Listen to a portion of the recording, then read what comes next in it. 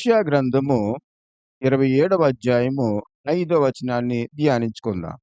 ఇలాగున జరగకుండునట్లు జనులు నన్ను ఆశ్రయింపవలెను. నాతో సమాధానపడవలెను. వారు నాతో సమాధానపడవలెను. దేవునితో సమాధాన పడినప్పుడు మనం లోకంలో ఎవరితో సమాధాన పడినా శాంతి రాదు, నెమ్మది రాదు. అయితే ముందు నువ్వు దేవునితో సమాధాన పడితే దేవుడు సమస్త జనుల ఎదుట నీకు సమాధానాన్ని అనుగ్రహిస్తాడు. అందుకని నాతో సమాధాన పడుడి అంటే ముందు ఏం చేయాలి నువ్వు? ఎవరితో సమాధాన పడాలట? దేవుడితో సమాధాన పడితే ఆ కీడు నీకు రాదు. దేవునితో సమాధాన పడితే ఆ ప్రమాదంలో నువ్వు పడవు.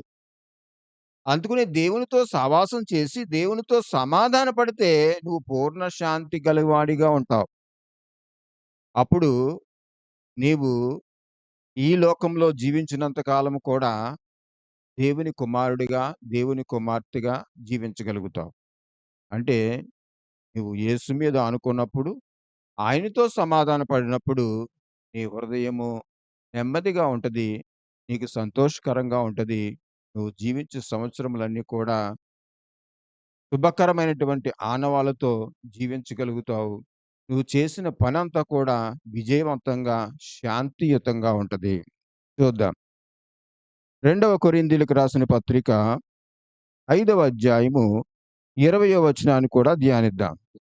కావున దేవుడు మా ద్వారా వేడుకొనినట్టు మేము క్రీస్తుకు రాయబారులమై దేవునితో సమాధానపడుడని క్రీస్తు పక్షముగా మిమ్మును బ్రతిమాలుకొనుచున్నాము. చూడండి, మనము బోధించేటప్పుడు, వాక్యము చెప్పేటప్పుడు మనం ఏం చెప్పాలట? క్రీస్తుతో సమాధాన పడమని చెప్పాలట. క్రీస్తు మీద ఆనుకోండి అని చెప్పాలట. పౌలు ఏం చెప్పేవాడటంటే, మీరు క్రీస్తు వైపుకు చూడండి. దేవునితో సమాధాన పడండి. క్రీస్తు పక్షముగా ఎలా బతిమాలుతున్నాడట? ఎలా బతిమాలుతున్నాడట? ఎవరితో సమాధాన పడి బతిమాలుతున్నాడట? దేవునితో సమాధానం పడితే నువ్వు సమస్త ప్రజల ఎదుట కూడా నువ్వు సమాధానకరంగా ఉంటావు. అప్పుడు నీ హృదయము శాంతియుతంగా ఉంటది. అందుకనే ఎక్కడైనా సరే కొట్లాట్లు, అల్లర్లు జరిగినప్పుడు, ఉద్రేకమైనటువంటి పరిస్థితి కుటుంబాల్లో ఉన్నప్పుడు, నువ్వు క్రీస్తు కోసం ఏం చెప్పాలి? మా దేవుడితో మీరు సమాధాన పడండి. మీ కుటుంబంలో శాంతి ఉంటది.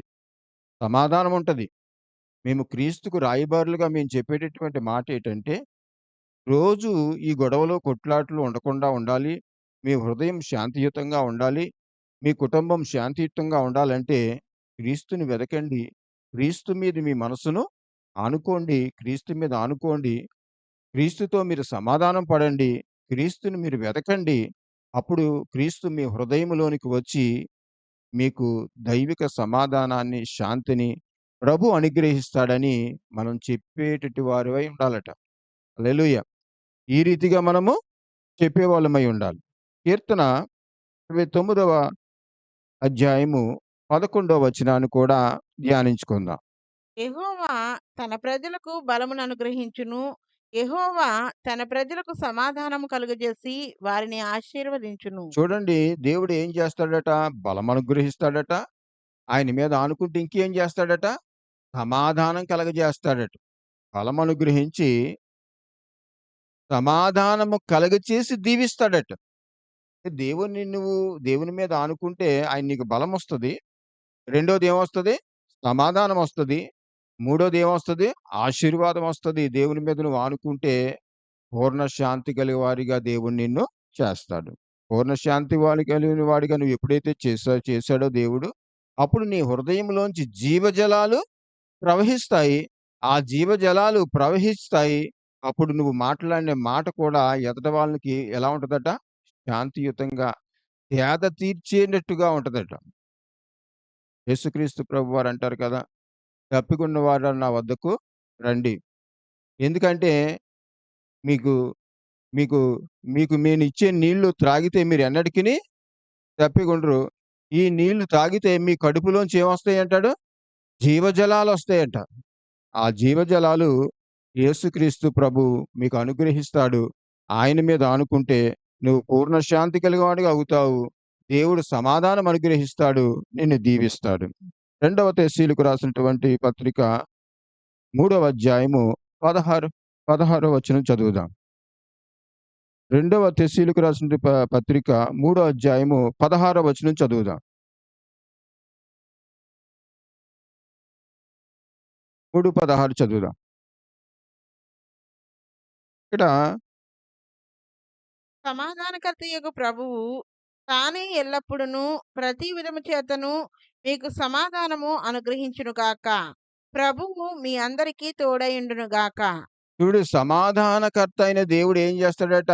నీకు సమాధానం అనుగ్రహించి ఆయన తోడుగా ఉండి నిన్నేం చేస్తాడట? సమాధానం అనుగ్రహించి ఏం చేస్తాడట? అందరికీ తోడై ఉంటాడట.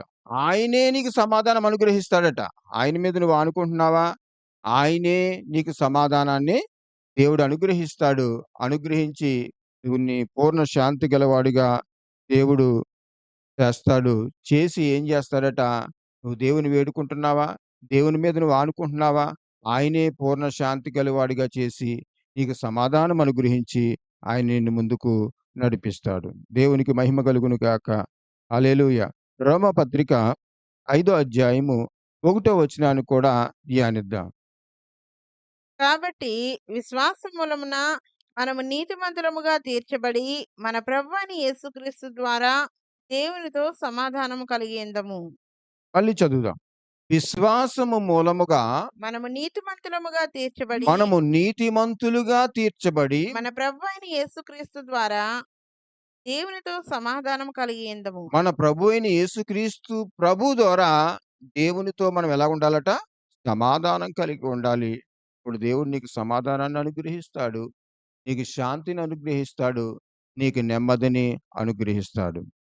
ఈ లోకంలో రొట్టెల్లిపోయి స్థిరమైనటువంటి మనసు లేనటువంటి, నిలకడ లేనటువంటి జీవితంలో నువ్వు జీవిస్తున్నావా? అయితే దేవుడు నీకు స్థిరమైన మనసును, స్థిరమైనటువంటి విశ్వాసాన్ని, పూర్ణ శాంతిని దేవుడు నీకు అనుగ్రహిస్తాడు.